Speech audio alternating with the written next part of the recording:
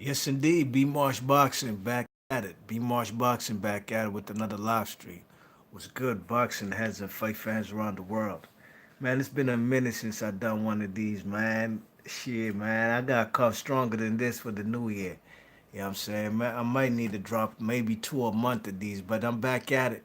Controversial decisions. Mike D was good, son. I see you in the chat, man. What's happening? Thanks for coming through. Taking you back to 1990.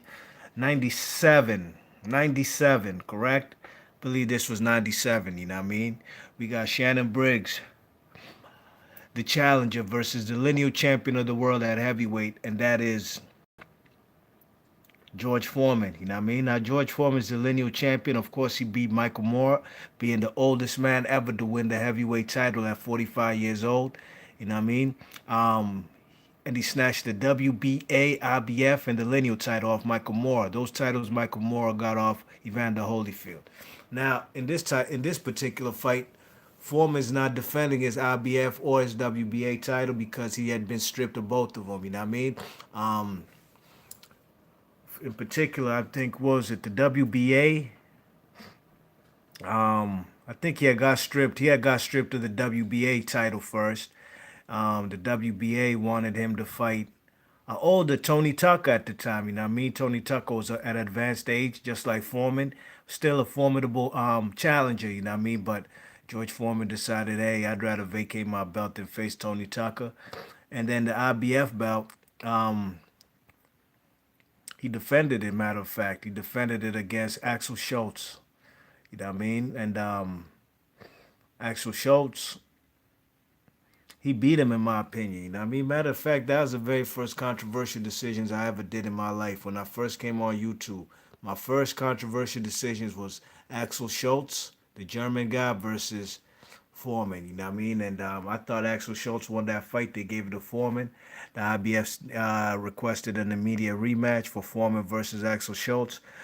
George Foreman said, I got better things to do than rematch that guy. You know what I mean? So, he didn't give the guy a rematch. And, unfortunately for a man like Axel Schultz, he had a bad 96 to 97, you know what I mean?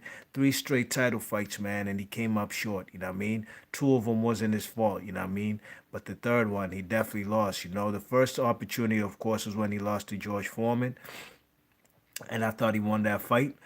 Then the vacated title was fought between Francis Botha and the White Buffalo Francis Botha versus Axel Schultz.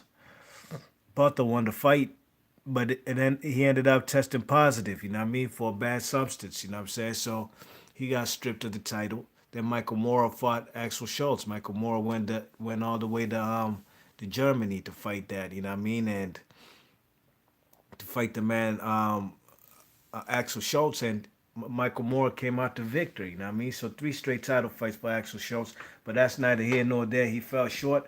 Let's get into this, man. So, this guy Shannon Briggs had one loss coming into this fight. You know what I mean? And that was against a man called Darrell Wilson. I remember that fight vividly. They were building up this man, Shannon Briggs, on HBO. Them times he was with what's his name? What's his name? Teddy Atlas was his trainer. You know what I mean? Hey, the man that Shannon Briggs lost to Darrell Wilson, got knocked out in the third round, and that's exactly why the man George Foreman picked him to fight. You know what I mean? He picked him to fight because he thought he was an easy pickings. You know what I mean? George Foreman's previous fight before this fight right here, he had fought Luz Savarse. You know what I mean? The guy who Mike Tyson damn near killed, even though the referee got in between the way. Mike Tyson almost took both their heads off. You know what I mean? But now that's one of the fighters, you know what I'm saying? This is the guy that George Foreman and them picked, and George Foreman had about 15 opponents to choose from, you know what I mean? That was handpicked between him and HBO.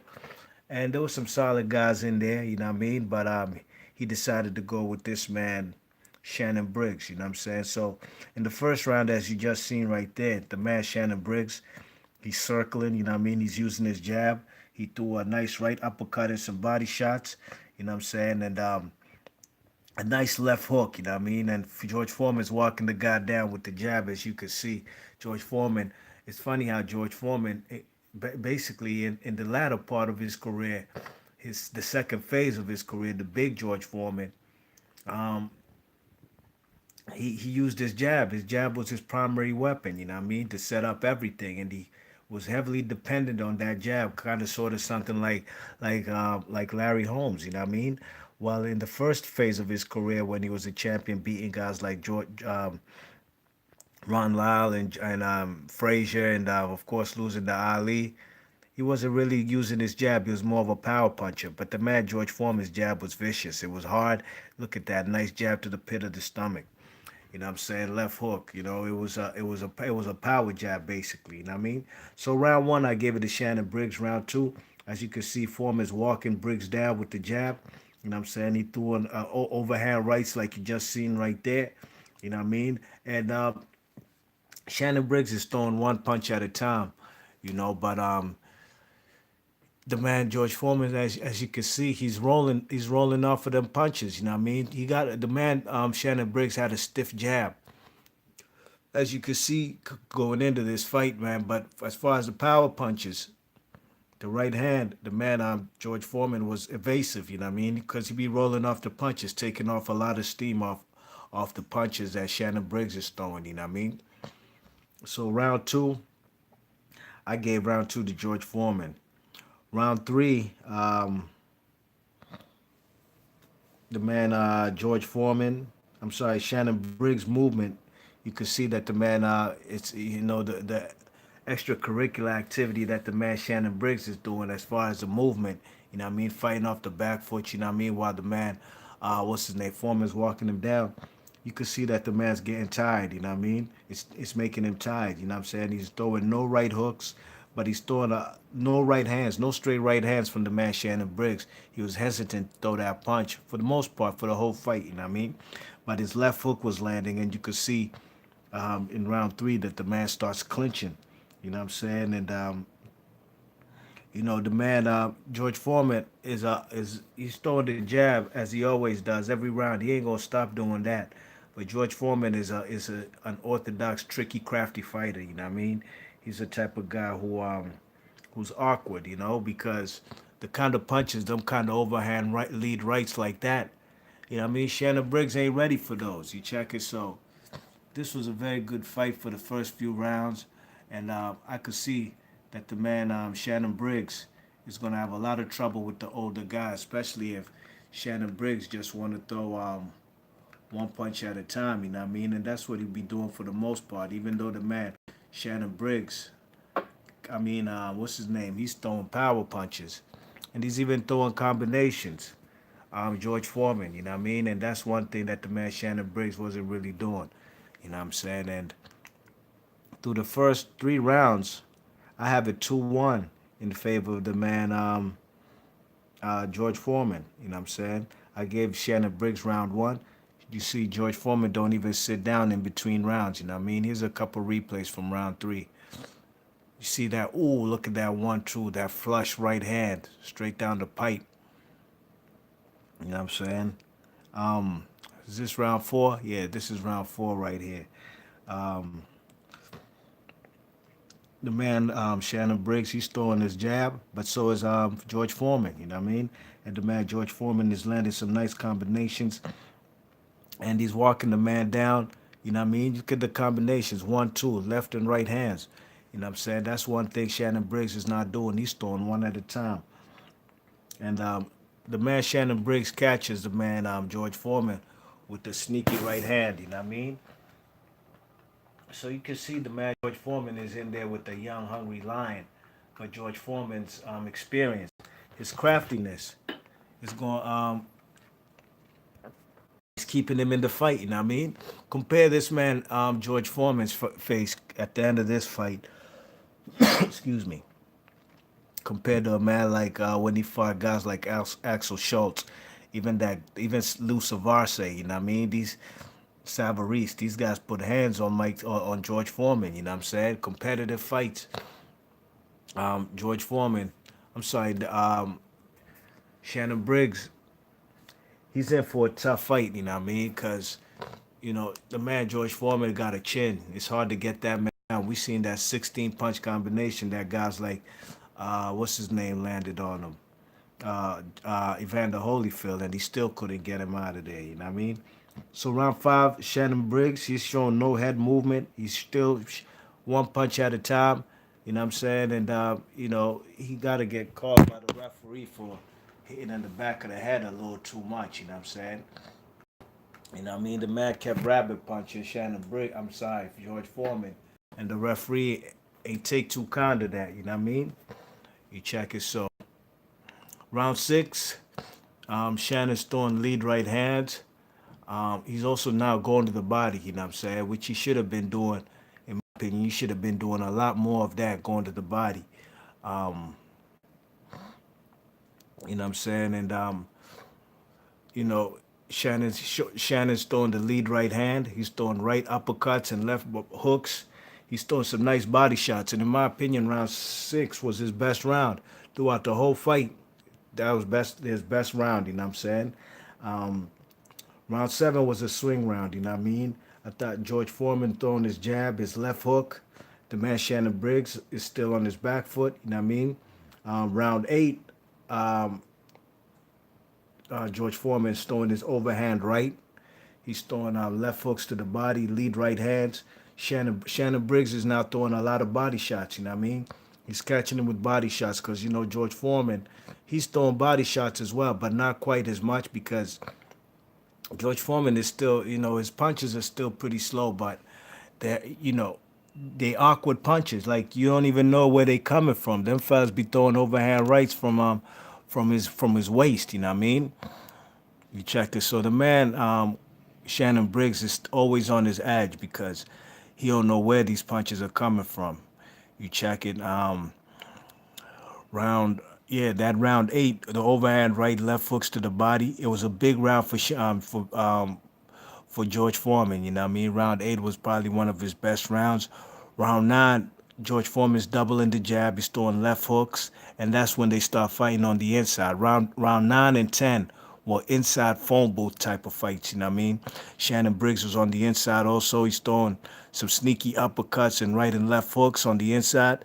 And at the end of round 10, a round that I did give to Shannon Briggs. You know what I mean? One of the few rounds I gave to Shannon Briggs, but George Foreman, he rallies and makes a nice comeback with some nice flurries of combinations at the end of round 10. Round 11, Shannon's aggressive on the inside, throwing inside, he's throwing body shots, left and right hooks over the top. You know what I'm saying? And he's definitely, for the first time, he's looking like he's the aggressor. You know what I mean? He's the aggressor in round 11 and 12, basically. You know what I mean? You know what I'm saying? I thought it was a little too late. But those are rounds where Shannon Briggs was stepping on the gas. You check it, try to go in for the kill. But especially round 12, you know what I mean? Round 12 was a swing round, could have gone either way.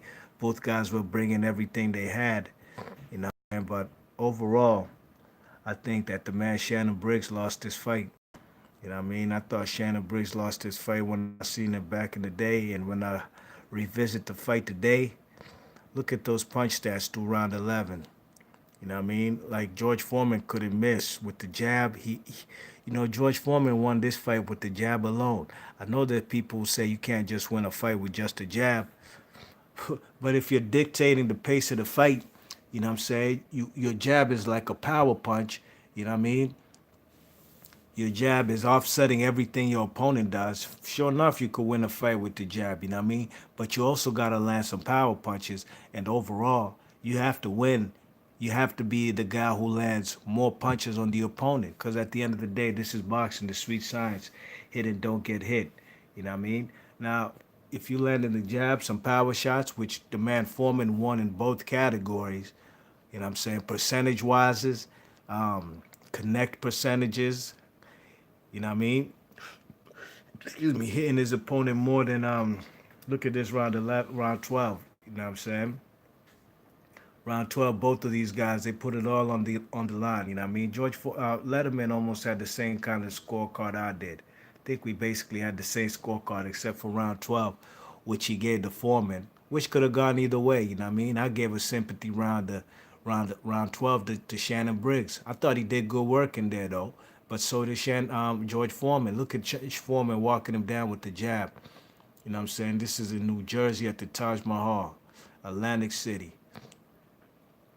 You know what I mean? And on the inside, I was surprised that Shannon Briggs did have success. I'm not gonna lie about that. You know what I mean? But you can see right here, Shannon Briggs. He's still, he's on the back foot. He's not being the aggressor so much. You know what I mean? But he was landing some nice clean shots in there, and he was clinching occasionally. But he's getting jabbed up, man. That jab busting him up. You know what I mean? He can't get past Big George Foreman's jab. You check it, left hook. Left hook. That left hook looked like something like Darryl Wilson put on Shannon Briggs, the joint that knocked him out. And I thought that Shannon Briggs quit that fight. That's just me. I thought he could have got up.